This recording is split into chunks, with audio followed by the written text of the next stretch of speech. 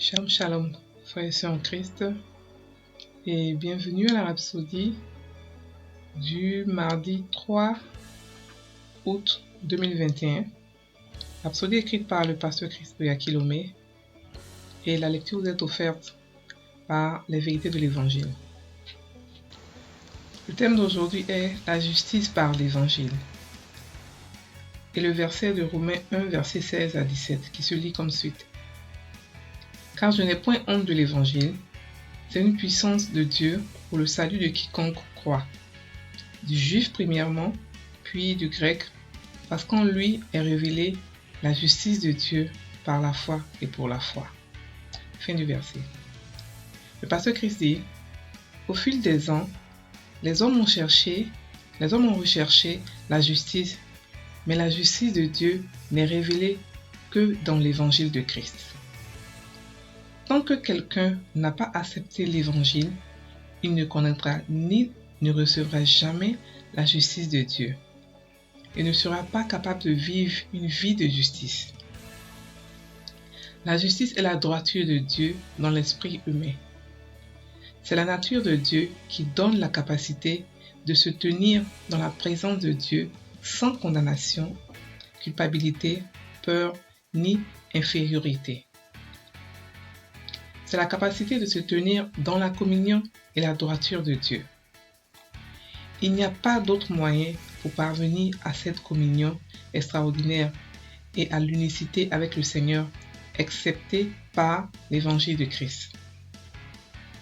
C'est pourquoi nous ne pouvons pas nous permettre de nous taire quand il s'agit de l'évangile. C'est la réponse au cri de l'homme. Il n'y a pas d'autre moyen pour les hommes de recevoir le salut, d'apprendre et de comprendre la justice de Christ en dehors de l'évangile de Jésus-Christ. Alors prêchez l'évangile. Répandez la bonne nouvelle de la justice à tous dans votre monde, tout en étant absolument convaincus qu'il n'y a pas d'autre moyen pour l'homme de devenir juste avec Dieu, excepté par l'évangile. Romains 10, versets 9 à 10 dit, « Si tu confesses de ta bouche le Seigneur Jésus, et si tu crois dans ton cœur que Dieu l'a ressuscité des morts, tu seras sauvé.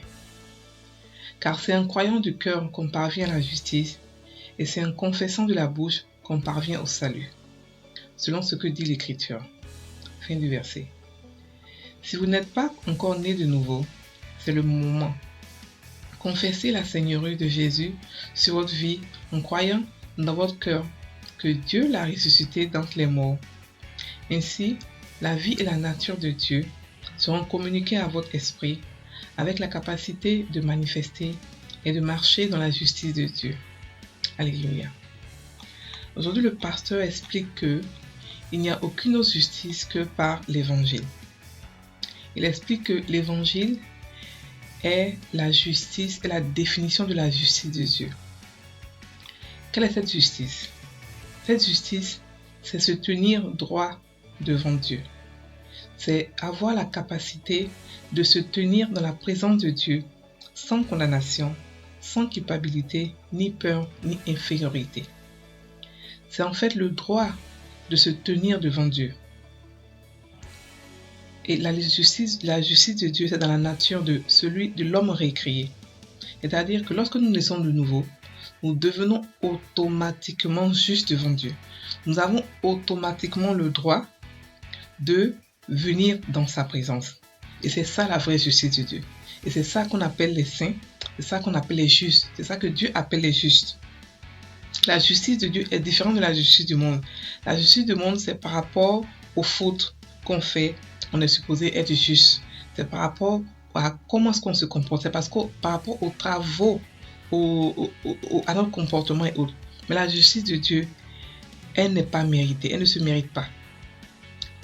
Nous naissons juste devant Dieu. Nous naissons juste devant Dieu. Il explique aussi que parce que la justice se transmet seulement que par l'évangile, il nous faut, nous, en tant qu'enfants de Dieu, prêcher l'évangile et répandre la bonne nouvelle de la justice autour de nous. Le monde a besoin de la justice de Dieu. Le monde cherche, le monde pleure. Même s'ils ne veulent pas l'admettre, le monde entier cherche désespérément Dieu. Et nous devons leur montrer la justice de Dieu. Nous devons leur montrer l'évangile qui parle de non seulement la justice de Dieu, mais aussi l'amour de Dieu. Nous devons prêcher dans notre monde autour de nous pour montrer que seule la justice de Dieu, seul Jésus est le seul chemin qui parvient à la justice. Beaucoup de personnes dans ce monde veulent être justes, veulent être droits devant Dieu, mais ils ne savent pas comment le faire. Ils ne savent pas que Jésus est le seul chemin pour avoir la justice de Dieu, la justice selon Dieu. Et c'est à nous qu'incombe cette tâche, nous en tant que chrétiens, de leur montrer le chemin de la justice, le chemin pour être dans la présence de Dieu, le chemin pour ne pas avoir de condamnation, un chemin où tu as la nature de Dieu, tu es justifié sans faire d'effort, parce que tu es né comme ça, ta nature. Nous devons prier Dieu pour d'abord les païens, pour que Dieu nous aide à pouvoir les toucher. Il a dit, allez à travers le monde, parlez de moi. Nous devons aussi parler de sa justice. Nous devons prier pour les païens, pour que leur cœur soit préparé à recevoir l'évangile. Mais je vous dis qu'aujourd'hui, la moisson est abondante. Beaucoup de païens attendent des gens leurs cœurs sont préparés déjà. Ils sont là, ils attendent. Comment accepter Dieu?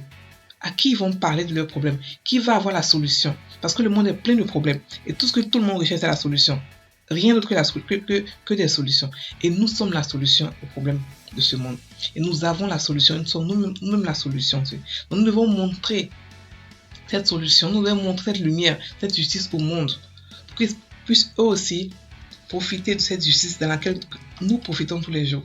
Ce privilège dans lequel nous sommes, qui fait que nous sommes justes devant Dieu. Et que nous avons le privilège de pouvoir nous placer devant Dieu ou nous être en sa présence pour demander tout ce que nous voulons, pour avoir tout ce que nous voulons, et non seulement pour avoir ça, mais pour avoir avec lui une intimité qui est encore plus grande que lui, que tout ça. Une intimité avec Dieu. Une intimité qui n'a jamais existé avant. Avant, Dieu venait, l'Esprit de Dieu venait et puis il repartait. Les gens de l'Ancien Testament n'avaient pas d'intimité avec Dieu. Mais maintenant, Dieu a créé une famille. Il s'est créé une famille. Il a créé des enfants qui ont avec lui une intimité. Et nous devons montrer cette intimité-là au monde, cet amour-là. C'est par amour qu'il a voulu être intime avec nous. C'est par amour qu'il a voulu avoir une communion avec nous.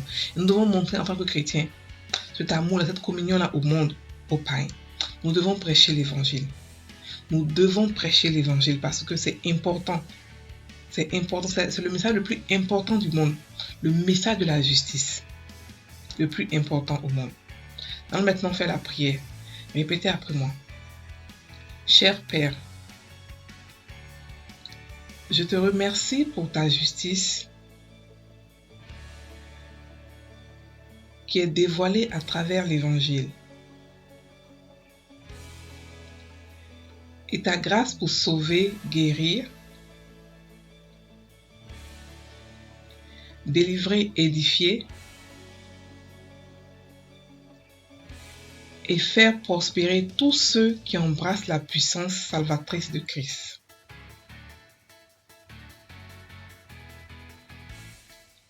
Alors que le message du salut pénètre les cœurs des hommes,